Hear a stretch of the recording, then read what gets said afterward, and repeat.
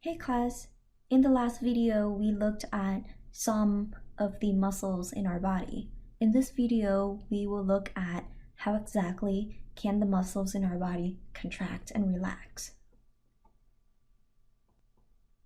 Before we answer how can muscles contract and relax, let's take a look at the structure of a muscle.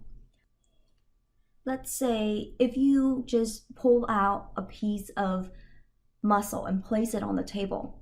The first layer of muscle that you see that wraps around the entire muscle is the epimysium. If you remember, epi means upon or on top of something. So epimysium, myo means muscle. Epimysium is on top of the entire muscle. Epimysium is a dense or regular connective tissue layer that wraps around the entire muscle.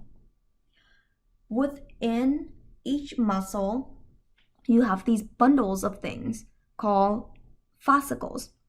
And if you zoom in to one of those fascicles, you see it here. So that's one fascicle. This fascicle is wrapped around by another connective tissue layer, and that is fibrous connective tissue. Within each one of these fascicles, you have muscle fiber. Okay? So each one of that is muscle fiber. And each muscle fiber is technically a muscle cell. And it's wrapped around by a layer called endomysium. Endo means within, so it's one of the deepest layer of the muscle. Deepest layer that wraps around the muscle fiber here. So that layer is technically areolar connective tissue, and it just wraps around. So if you pull up one of the muscle cell or muscle fiber, you see that the outer layer here, that is the endomysium, or the very, very fine areolar connective tissues that wrapped around each muscle fiber. Inside of each muscle fiber, you also have bundles of things. These ones are technically myofibrils, which are the basic components of what makes up a muscle. And each one of these muscle myofibril is also a contracting unit that we will spend a lot of attention toward, which pretty much the entire or the rest of this lecture on just this myofibril. What's going on within the myofibril that leads to muscle contraction. And we're going to look at that in just a bit.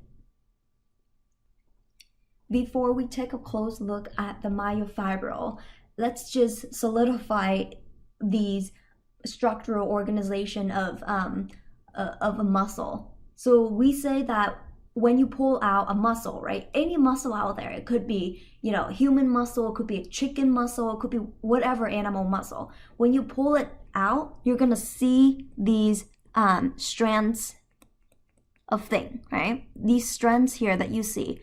These strands are pretty much the fascicles. Fascicles is the most you can see with your naked eye. Anything else under that, you need a microscope for that. And as you can also see here, it could be beef, it could be chicken, it could be whatever. You can see muscle fascicles with your naked eye. And within each one of these muscle fascicles, you're going to see that there are, well, you're not going to see with your naked eye, but there are muscle fibers inside of that, bundles of muscle fibers inside of that. And within each muscle fibers or each muscle cell, you're going to see bundles of myofibrils. So next time you eat meat, and as you rip out your yummy piece of meat, you can be like, oh, that's a muscle fascicle. Anyways, I hope I didn't ruin your dinner, Anyways, let's zoom into our myofibrils. So we have muscles. Inside of muscles, we have muscle fascicles. Inside of muscle fascicles, we have muscle fibers, which is what you're seeing here. Each one of this here is a muscle fiber, which is a muscle cell. As you can see, it has many nuclei here.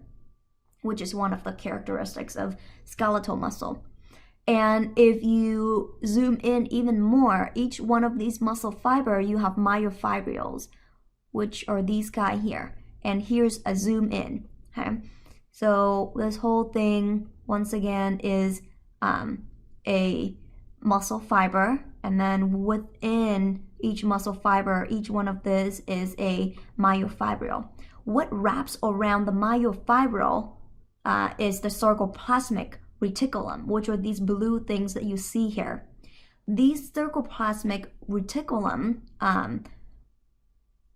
stores calcium. It's pretty much an endoplasmic reticulum that holds lots of calcium in there. And when the nervous system triggers a contraction and muscle cell get excited toward that nervous signal, which is excitability characteristics of skeletal muscle, it would trigger the sarcoplasmic reticulum here to release calcium. And then calcium is going to go find other smaller structures, which are these little bands that you see here. And we're going to zoom in even more to see what's going on with these guys and how they contract your muscles. Okay, here again, this one is your myofibril, and your myofibril is wrapped around by the sarcoplasmic reticulum, which is the blue thing here that stores calcium. And then when the nervous signal comes, these sarcoplasmic reticulum will release calcium to go find these little bands that you see to contribute to the process of muscle contraction. Each lines that you see here are pretty much, let me draw it out. So from here to here, that is what we consider as one sarcomere. And that sarcomere is pretty much this one right here. And with the sarcomere, we have myosins and actin proteins that will pretty much play tug of war and pull on each other and eventually shorten the length of the sarcomere. So they would all basically go toward this midline here and make the muscle shorter. Together, they are considered as myofilaments, which are a whole bunch of sarcomeres stacked end to end. So let's say if you have, one sarcomere, and then so here's another sarcomere, and then here's another sarcomere. So they kind of stack onto each other end to end through the rest of the muscle length. And these are actually what contributes to the striations that you see on skeletal muscles as one of its characteristics.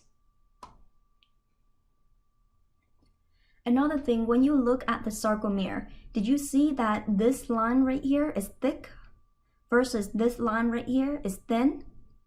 Well, that's how we got the name thick filament versus thin filament. Let's take a closer look into the thin versus the thick filament. This is the thick filament, which is this part right here that you see, right? So thick filament is composed of myosin molecules. And there's a whole bunch of myosins. They kind of just wrapped around each other. So kind of like twisting around. So here's one myosin and then here's another one. Just wrap or twist around it. And then it pops its head out. Actually, I shouldn't have drawn on top of it. So let's say here's one myosin, right? And then you're going to have another myosin just wraps around it. And then you can have more myosin and just wrap around even more and more, just wrap around. They just keep intertwining, twisting against each other, forming this one thick filament with the myosin head popping out. With the myosin head, I should point out that there is an ATP bonding site, okay, right here. That site is very, very important. Just remember that there is a site on myosin head where ATP can bind to. We will talk about that in details in just a bit. Okay. Now let's talk about the thin filament. The thin filament, which is this blue guy right here, right? It looks thin, so it's called the thin filament. What the thin filament is it's basically composed of actin filament. Okay, so the blue thing here is actin, and what happens is that actins, they're kind of just connect with each other, like you're trying to put beads together to form like a necklace or something like that. You just connect a whole bunch of beads together. That's what thin filament, that's how thin filaments form. And of course you make several one of this, and then you kind of like just twist them around, and then you form the thin filament. But with the thin filament, you have these guy here, what we consider as the tropomyosin. Tropomyosin is one of the protein fiber that meant to cover these little holes that you see there. You see that? That is considered as the myosin binding site. That's where myosin should bind to. That's like the connecting point between actin and myosin. But you don't want this myosin binding sites to be open all the time, because if it's open, myosin is not going to be shy. It's just going to come in and bind to it and going to lead to a muscle contraction, and you don't want your muscles to contract all the time. So at certain times when you don't want your muscles to contract, you got to hide those myosin binding sites. So that's where tropomyosin comes in. Tropomyosin hides away or covers those myosin binding sites, so that myosin can't bind to it when we don't want our muscles to contract. There's this very special yellow protein that you see here. It's called troponin. Troponin attaches to tropomyosin so that when calcium comes in, so calcium gets released by the sarcoplasmic reticulum that we looked at earlier, calcium comes in and bind to troponin. Troponin would then pull the tropomyosin away, revealing the myosin bonding site so that myosin can hook on to myosin bonding site and lead to a muscle contraction. Okay, here's another view of what I just said. So we have a sarcomere, right? So this whole thing is a sarcomere. Normally what we consider what is a sarcomere is this Z line here. So from one Z line to another Z line, that is one sarcomere. And you have these blue thing right there, that's what we consider as the thick myosin, or sorry, the thick filament, which is composed of myosin, versus the red lines here. Those are the thin filament, or the actin molecules that form the thin filament. And you see these little heads pointing out from that, which are pretty much these little myosin heads popping out. And here is the actin. So each one of this is an actin molecule, which the yellow spot that you see here, that is a myosin bonding site. And this greenish teal band here, that is the tropomyosin, covers the myosin bonding site. Basically hide it away from the myosin head. And then these brown things that you see here, that is troponin. Troponin controls tropomyosin based on responsiveness to calcium.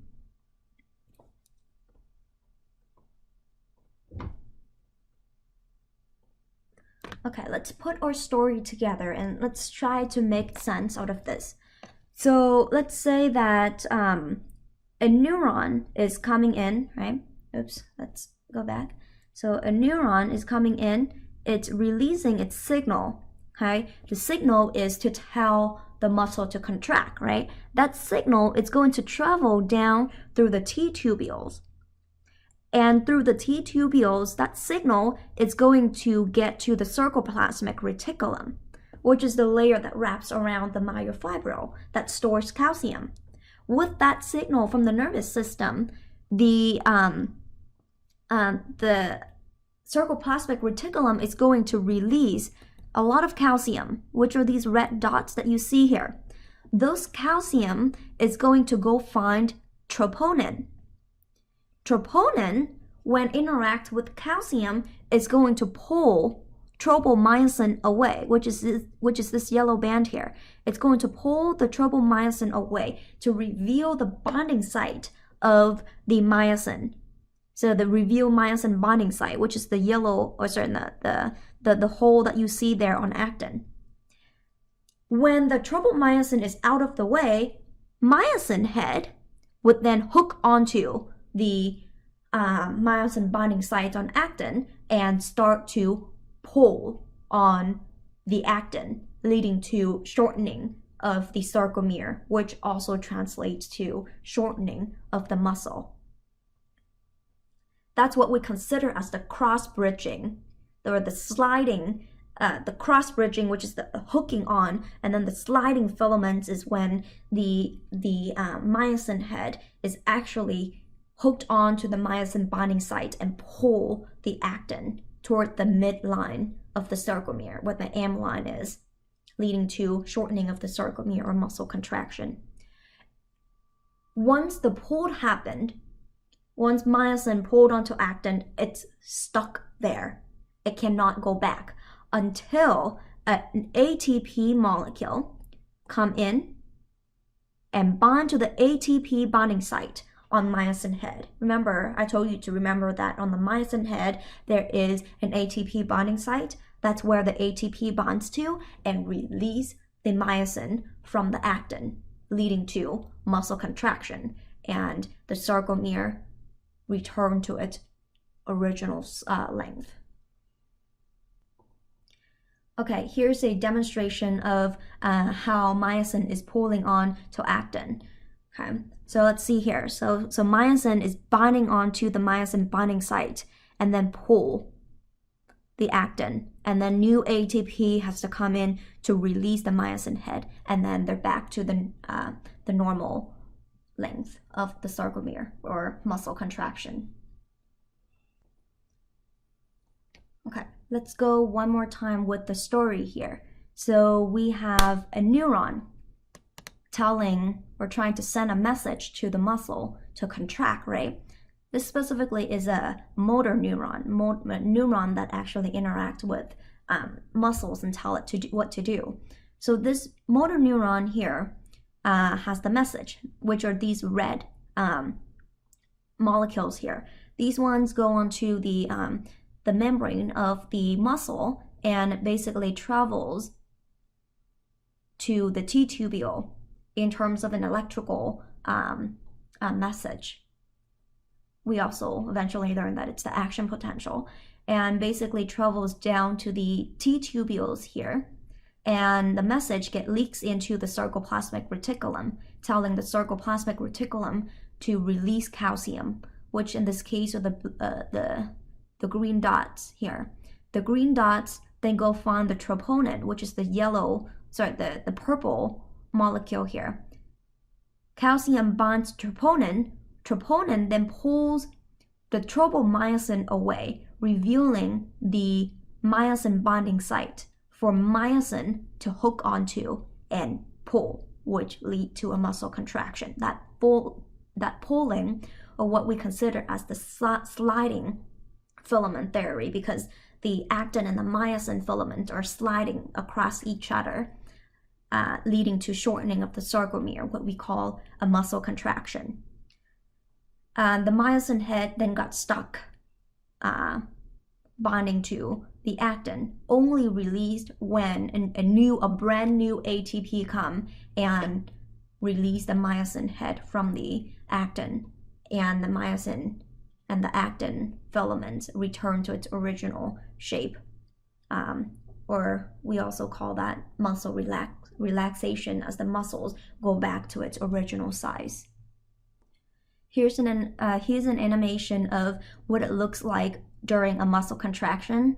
muscle contraction by definition is the shortening of the sarcomere. So from the Z line here to the Z line here, this thing here is one sarcomere. And here's the midline, right?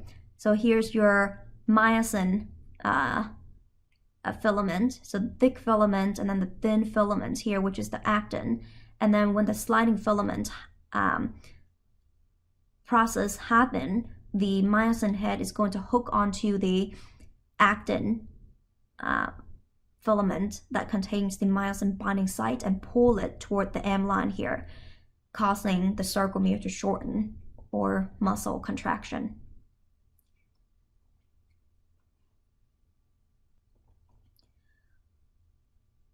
Once the myosin head pulled onto the actin, the active process of contraction ends there.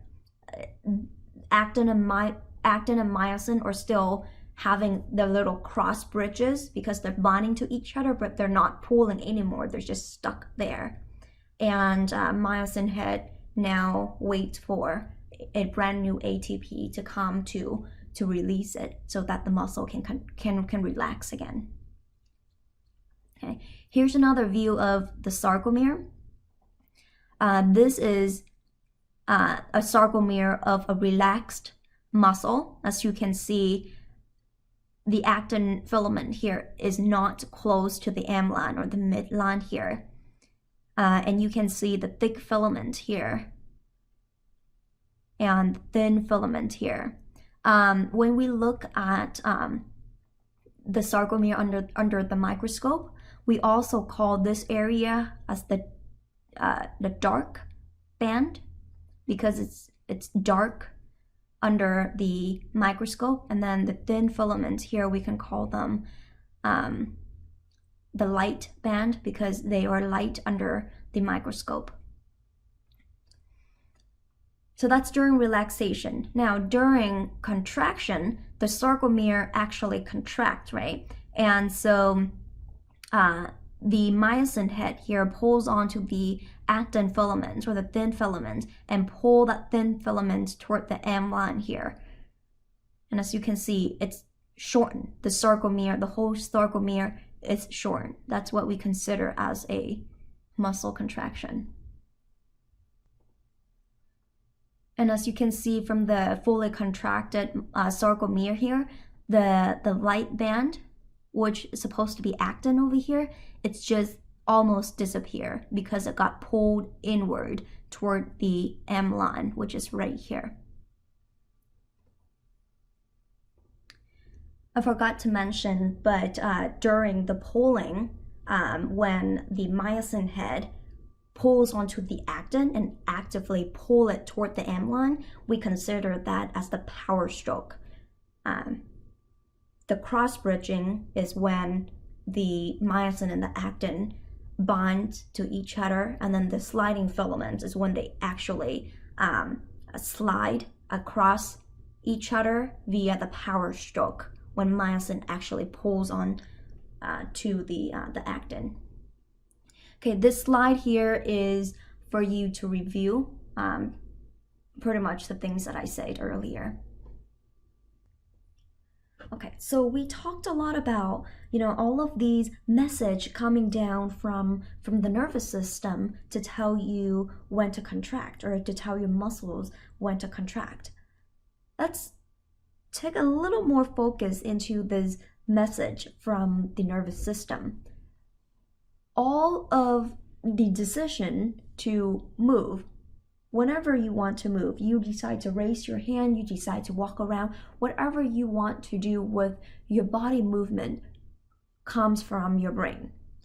That message is generated in the brain and then gets sent out to your motor neurons, or neurons that actually is in control of your skeletal muscles, that has the ability to tell your muscles to contract. These are considered as motor neurons. Motor stands for movement, and the neurons that's responsible for sending movement messages or motor neurons. These motor neurons then go find muscle fibers and innervate it. and then release the contraction messages so that your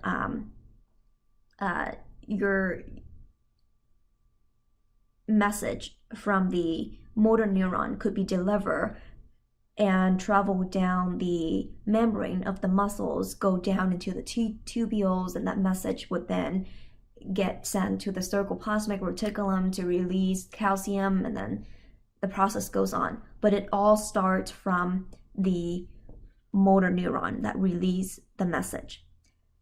This group that involve a motor neuron and the muscle fibers that one particular motor neuron innervate is what we consider as a motor unit. Okay, so let's take a look here. This whole group here, that is one motor unit. Okay, so if you sent another neuron out somewhere, right, and then innervate with some other muscle fibers, then we would call that another motor unit. For every motor unit, it involves one motor neuron and all of the muscle fibers that one particular motor neuron innervate.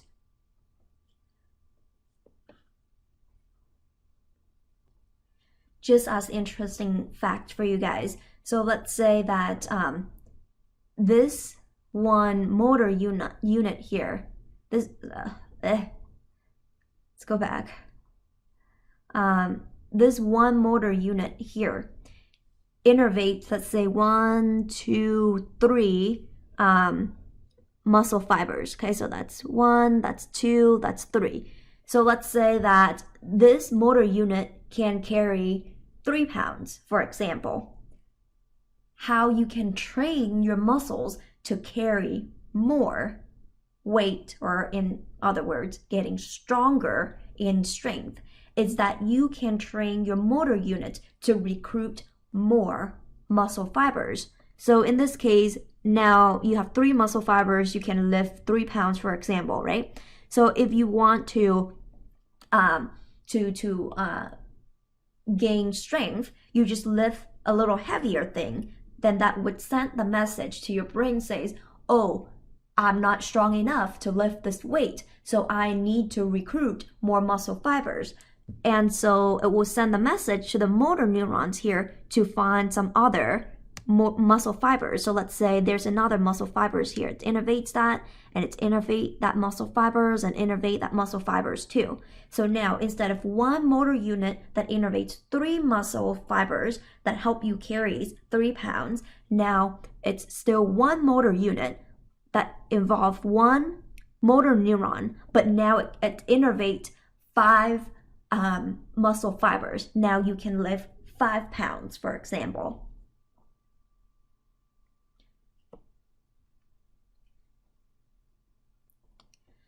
Thought that was pretty cool, just in case, you're thinking about gaining strength at the gym. Anyways, let's talk about how can the motor neurons communicate with the muscle fibers and deliver that message.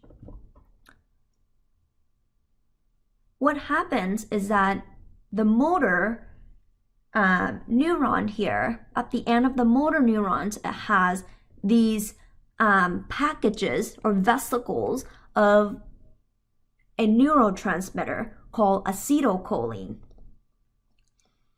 Acetylcholine here, you can write it for short as ACH. Acetylcholine is a neurotransmitter, which is the official message that will receive by your muscle fibers. These neurotransmitters get released from the motor neuron, and it travels toward the muscle fibers.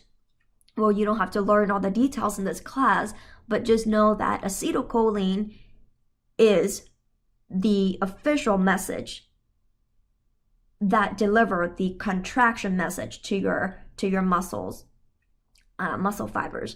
And the area that your neurotransmitter acetylcholine passes through is what we consider as the neuromuscular junction.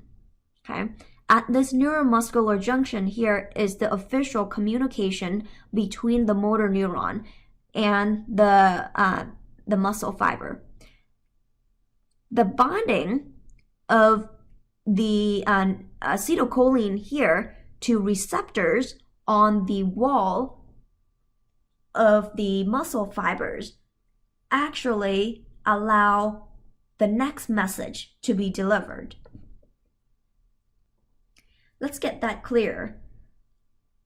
So acetylcholine is a message, but that message doesn't go through, okay? Acetylcholines don't go through the plasma membrane. These are the protein channels that carry things.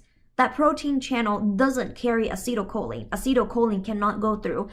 However, acetylcholine can bind to binding sites on these protein channels that is made to fit perfectly with acetylcholine. So when acetylcholine crosses the neuromuscular junction here, it's going to bind onto these binding site on the protein channels on the neuromuscular, on the muscle fiber membrane, which is the sarcolemma.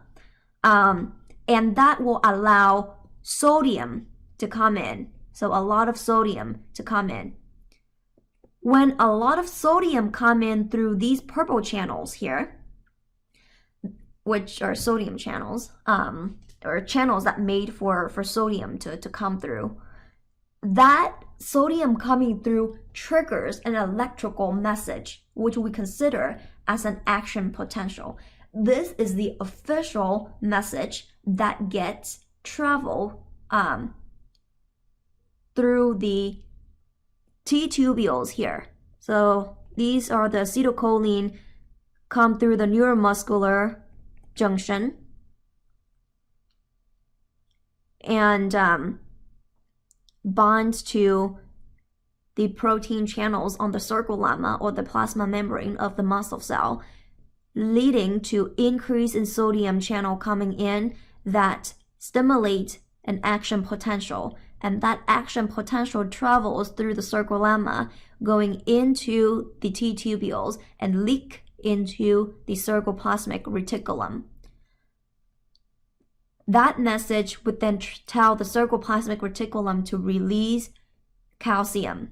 Calcium comes out, go find the troponin. Troponin move away and allow the myosin to bind to the myosin bonding site on actin, leading to cross-bridging and a power stroke to happen, where the myosin pulls on the actin, leading to a muscle contraction.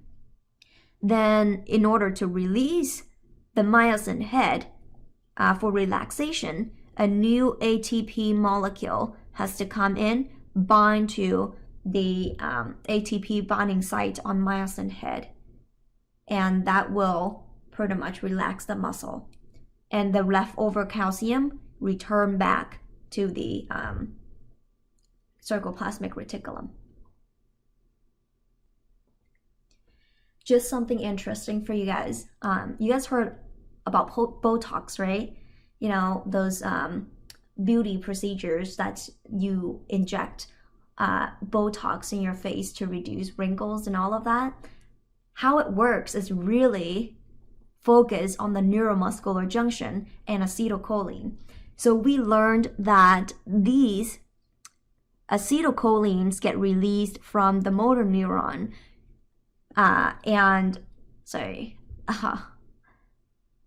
the neuromuscular junction, the communication between a motor neuron and the muscle fiber, this acetylcholine binds to the protein channels on the sarcolemma to allow influx of sodium and action potential to generate. And, you know, the process goes on, right? So it's all about these acetylcholine to contribute to the onward process. But how Botox works is that this one bacteria called Clostridium botulinum, they make these botulism toxin, which is a protein that destroy acetylcholine. Can you imagine what happens when acetylcholine is destroyed? Well, your muscles can't contract anymore, right? Your facial muscle doesn't facial muscles don't contract is one thing, but important muscles like the diaphragm and breathing muscles don't contract, then that's a big problem. So in order to reduce that dangerous level of using Botox, people dilute this botulism toxin to make it to a I guess not so dangerous concentration, so that you can still inject them in people's face and paralyze the face muscles, so that you pause it in that one state so that the muscles don't contract anymore. So when you don't contract your facial muscles, you won't pull the face and wrinkle your skin. So it's kind of like a reduced wrinkle procedure for, people.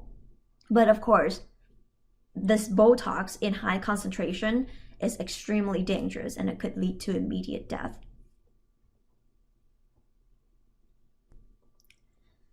Now, last thing about muscles. The next question is, how exactly does your muscle get all of these energy to contract? The very first source, or very first and quick source of energy that your muscles get is from creatine phosphate. It's kind of like a pre-packed quick energy sources for muscles to use, but they don't last long. They can last like maybe a few seconds, and that's pretty much it. So when you contract your muscles, the first few seconds, your muscles' energy is from creatine phosphate. It breaks down to form ATP for your muscles to contract. And then when you relax your muscles, it builds creatine phosphate back again. But that's only lasts a few seconds. You don't really do anything for a few seconds, right? You need to, normally, when you pick up something, when you drink something, when you go somewhere, walking, running, it takes like at least a few minutes, right? So how do you get that energy for a longer lasting type of energy source? We get more energy via the process of cellular respiration, the energy from the food that you ate, sugar, glucose.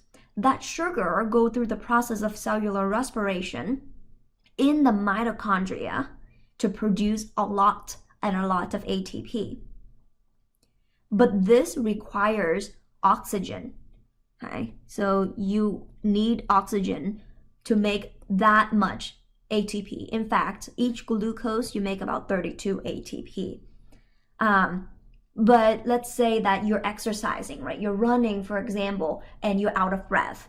You are low in oxygen now. So what happens is that if your muscle cell isn't trained, and you don't use that muscle, but all of a sudden you're starting to use that muscle isn't exactly packed with as much mitochondria.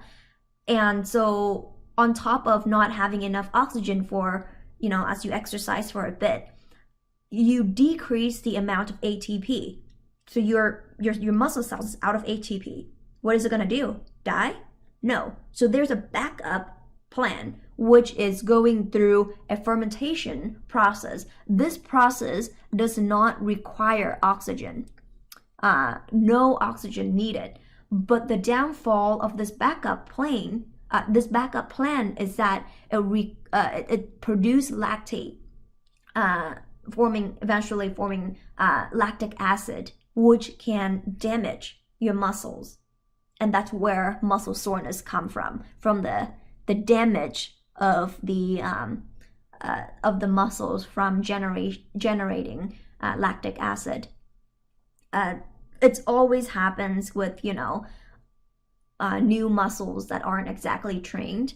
When you don't use the muscles for a long time, and then all of a sudden you go back to the gym, you're gonna feel a lot of sore because you don't have as much mitochondria in that muscle to generate enough ATP for your body. So they always will go to a backup plan, which is to generate lactic acid as the result of not enough ATP generated. and that's how you get muscle sore. Yeah, that's it for now. If you're still interested in, like building muscles and, more about these muscle soreness, then maybe we can talk another time. And that's pretty much it for the muscle chapter, guys.